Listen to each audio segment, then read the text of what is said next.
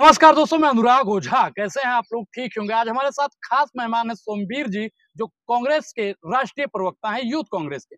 आज हम इन्हीं से बातचीत करेंगे। जिस प्रकार से कांग्रेस पार्टी का मैनिफेस्टो आया है, युवाओं की भागीदारी की बात की गई है, महिलाओं की भागीदारी की बात की गई है, किसान की भागीदारी की बात की गई है और भागीदारी जो मतलब श्रमिक की भागीदारी की बात है। मैं आज उन तमाम मुद्दों पर बात करूंगा। आज आप मुझे सुधीर चौधरी और अमीश देवगन की नजरों से देख सकते हैं, लेकिन सवाल मेरा वही होगा कि सर, जिस प्रकार से आपका मैनिफेस्टो आया है जी। और बीजेपी कह रही है कि इसमें मुस्लिम लीग की झलक नजर आ रही है। देखिए, अगर सबसे पहले तो अनुराग भाई आपके दर्शकों को भी मेरा प्रणाम। और अगर युवाओं के हकों की बात करना, महिलाओं के हकों की बात करना, श्रमिकों के हकों की बात करना, हिस्सेदारी न्याय की बात करना, अगर ये मुस्लिम लीग की बात है, तो मुझे मोदी जी बता दीजिए कि इस देश का हित किस सोच से होने जा रहा है। मुस्लिम लीग की सोच तो और नरेंद्र मोदी जी का और मुस्लिम जी लीग के जो पूर्वज हैं, उनका क्या आपस में इश्क रहा है, ये तो सारी दुनिया जानती है। इनके साथ मिल-मिल के तो उन्होंने सरकारें चलाई हैं इतिहास में। तो ये देश भूला नहीं है। तो ये जो कह रहे हैं कि बस जैसे-जैसे चुनाव नज़दीक आ रहा है, तो इनका मकसद है किसी न किसी तरह से हिंदू-मुस्लिम करके इस देश में सांप्रदायिक भावनाओं को भड़काकर फिर से वोट एकत्रित करके लोगों को ठगने का काम कर लें, अच्छा, जो सफल नहीं होने जा रहा। जैसे सर बीजेपी वाले कहते हैं कि सबका साथ, सबका विकास और सबका विश्वास। तो मतलब आप फिर इसको हिंदू मुसलमान में कैसे बता रहे हैं? किसका साथ हो रहा है? अडानी का साथ और अंबानी का विश्वास, ये हो रहा है। सबका साथ में तो सब में तो आप भी आते हैं। आपका विकास हो रहा है क्या? अरे भाई, बनियान भी अंदर की उतर गई है। विकास क्या हो रहा है हम भी जानते हैं, आप भी जानते हाँ, हैं, दुनिया जानती बस। है। अच्छा, लेकिन जैसे जिस प्रकार से बीजेपी बबल फेंक रही है कि 400 पार, इसको आप लोग कैसे फुस करने का काम करेंगे? देखिए, ये 400 पार पहले तो इन्होंने ये बबल बहुत बार फेंके हैं और मैं तो हरियाणा का रहने वाला हूँ। हमारे भी जब हरियाणा में 2019 में चुनाव थे, तो 75 पार, अब की बार 75 पार, 75 पार, जनता ने 40 में समेट दिया था इनको। जी। वो तो जननायक जनता पार्टी के हमारे जो कुछ गद्दार थे, वो जाके इनके साथ मिल गए और 4 साढ़े 4 साल इन्होंने सरकार चला ली। नहीं तो जनता ने इन्होंने एक तरफा रिजेक्ट करने का काम हरियाणा चुनाव में भी किया था। तो ये इनका काम है इस तरह के बबल फेंकना। अब बाकी वास्तविकता क्या है वो आप अगर आकलन करेंगे तो आपको पता लग जाएगा। अच्छा, महिलाओं की भागीदारी पर कांग्रेस पार्टी का क्या स्टैंड होगा, कुछ बताएंगे आप? देखिए, महिलाओं के लिए एक तो महालक्ष्मी न्याय कांग्रेस पार्टी ला रही है, जी। जिसके तहत मतलब 1 लाख रुपया सालाना नगद हस्तांतरण जो है, उन महिलाओं के खातों में करने का काम कांग्रेस पार्टी करेगी, जो गरीब परिवार की महिलाएँ हैं। और ये रकम सीधे-सीधे घर की सबसे बुजुर्ग महिला के खाते में डालने का काम कांग्रेस पार्टी करेगी। अच्छा, मतलब एक परिवार में एक लोगों को या जितनी महिलाएँ हैं सबको मिलेगा? नहीं, बुजुर्ग महिला का हमने इसमें रखा है एक अच्छा, बुजुर्ग प्रावधान। महिला का है। गरीब परिवारों का इसमें क्राइटेरिया एक रखा गया है, उसमें सबसे बुजुर्ग जो महिला है, चाहे वो किसी की माता हैं, चाहे दादी हैं, तो मतलब जो बुजुर्ग महिला है उसके खाते में 1 लाख रुपए सालाना, यानी 8500 रुपया महीना डालने का काम अच्छा, कांग्रेस पार्टी करेगी। एक चीज़ सोशल मीडिया पर बहुत ट्रेंड कर रहा है कि संविधान 400 पार कर दीजिए, संविधान बदल देंगे। देखिए, यही तो इनकी सोच है, संविधान बदलना।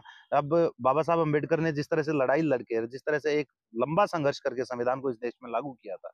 आप मुझे बात बताइए, ये फिर से दलितों को और आदिवासियों को और पिछड़ों को उन्हीं दकियानूसी विचारों पर धकेल कर और फिर से उनसे वही तरह की गुलामी करवाना चाह रहे हैं कि ये संविधान को बदलना चाह रहे हैं। चाहे वो अनंत हेगड़े हों, जो कहते हैं कि भई हमें 400 सीट दे दीजिए, हम संविधान बदल देंगे।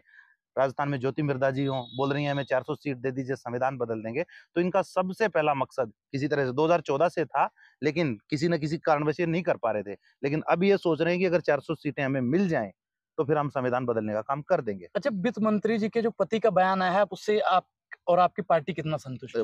परकला प्रभाकर जी वो एक शिक्षाविद हैं बहुत अच्छे, और जो उन्होंने बयान दिया है, हम उस पर पूरी तरह सहमत हैं। जो उन्होंने एक निष्पक्ष आवाज़ उठाई है, आजकल एक तो देखिए निष्पक्ष आवाज़ों को काबू करने के लिए इस सरकार ने कैसे-कैसे षड्यंत्र करने शुरू कर दिए हैं। मीडिया तक को इस सरकार ने अपने गिरफ्त में ले रखा है और लोकतांत्रिक स्तंभों को कैद करने का काम कर दिया है। आज के ज़माने में कोई बोलने में आदमी हिचकिचाते हैं, लेकिन वो अगर फिर भी सत्ता में उनकी पत्नी की सत्ता में हिस्सेदारी है और फिर भी अगर आवाज़ उठा रहे हैं, तो हम उनको शुभकामनाएँ देते हैं इस अच्छा चीज़ सर, के एक लिए। चीज़ और, जैसे मोदी जी ने कहा कि जिसने इलेक्टोरल बोर्ड पर बोला है, किसी को बख्शा नहीं जाएगा, सबको पछताना पड़ेगा। इसको लेकर आप लोग क्या सोचते हैं? क्योंकि राहुल जी भी इलेक्टोरल बोर्ड पे लगातार बोल रहे हैं और यूथ कांग्रेस भी लगातार इलेक्टोरल बोर्ड पे बोल रहा है। तमाम कांग्रेसी बोल रहे हैं और कई और भी हैं विपक्ष के लोग जो लगातार बोल रहे हैं। सुप्रीम कोर्ट ने भी इस पे दखलंदाजी दी थी कि वो निकले कि कितना पैसा है। सुप्रीम कोर्ट ही तो सूत्रधार है। सुप्रीम कोर्ट की वजह से ही तो ये सारा जो भंडाफोड़ हुआ है, वो हुआ है। नहीं, लेकिन मोदी जी ने जो कहा है कि बाद में पछताना पड़ेगा सबको, इस पर क्या सोचते हैं आप? ये मोदी जी की यही टेक्निक है कि किसी तरह न किसी तरह से लोगों को डरा-धमका के आवाज़ों को दबाने का काम किया जाए। अच्छा, लेकिन आपको क्या लगता है लेक कि ये दबा सकते हैं लोगों को? नहीं, ऐसे दबाना संभव नहीं है। ये जब लोगों की भावनाएँ होती हैं, लोकतंत्र में लोगों की भावनाओं को कुचलना कभी भी संभव नहीं हो सकता है। थोड़े बहुत टाइम के लिए आप उन्हें बरगला सकते हैं, बहका सकते हैं, उन्हें किसी न किसी मुद्दे में उलझाए रख सकते हैं, लेकिन लोगों की जब लोकतंत्र में जब भावनाएँ मजबूत हों और वो किसी चीज़ से लड़ना चाहें, तो आप दबा नहीं सकते। अग्निवीर पर सर आपकी क्या राय है? अग्निवीर जो एक मुझे लगता है कि ठेके की प्रथा इन्होंने जो आर्मी में शुरू की है, ये सबसे दुर्भाग्य का काम करने का काम किया है। ये जो सैनिकों को भी भाड़े पर लेने का काम कर रहे हैं। साढ़े 4 साल में वो बच्चा रिटायर होकर आ जाएगा, 22 साल की उम्र में रिटायर होकर आपके घर में वो नौजवान बैठा होगा। आप मुझे ये चीज़ बताइए।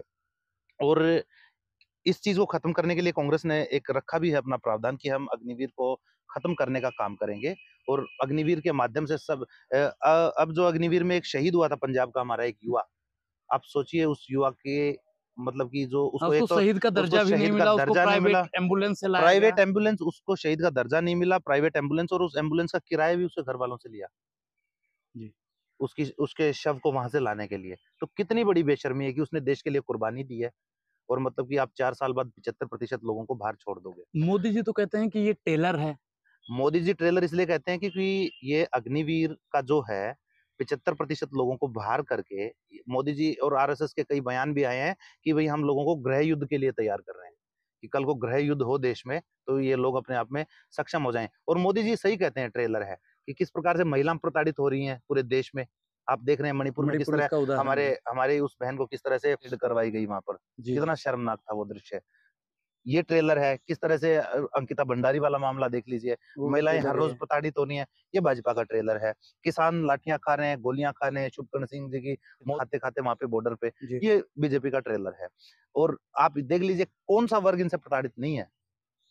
तो जितने भी वर्ग प्रताड़ित हैं, वो सब एक ट्रेलर दिखाया है भाजपा ने। अच्छा, किसानों को लेकर कांग्रेस पार्टी क्या सोचती है? किसानों को लेकर कांग्रेस पार्टी ने सबसे पहला जो किसान न्याय के अंदर प्रावधान रखा है, वो एमएसपी को एक कानूनी अम स्वामीनाथन रिपोर्ट के अनुसार। कानूनी अमला पहना के उसको मतलब कि स्थायी कानून बनाने का काम कांग्रेस पार्टी करेगी और उसमें स्वामीनाथन जी की जो भी उस आयोग में सिफारिशें थी, उनको लागू करेगी और किसानों के लिए खुशहाली के द्वार कांग्रेस पार्टी खोलेगी। अच्छा, आखिरी सवाल, मोदी नहीं तो कौन? देखिए, मोदी नहीं तो इस देश के मुद्दे हैं, आप चेहरों पर क्यों जाते हैं?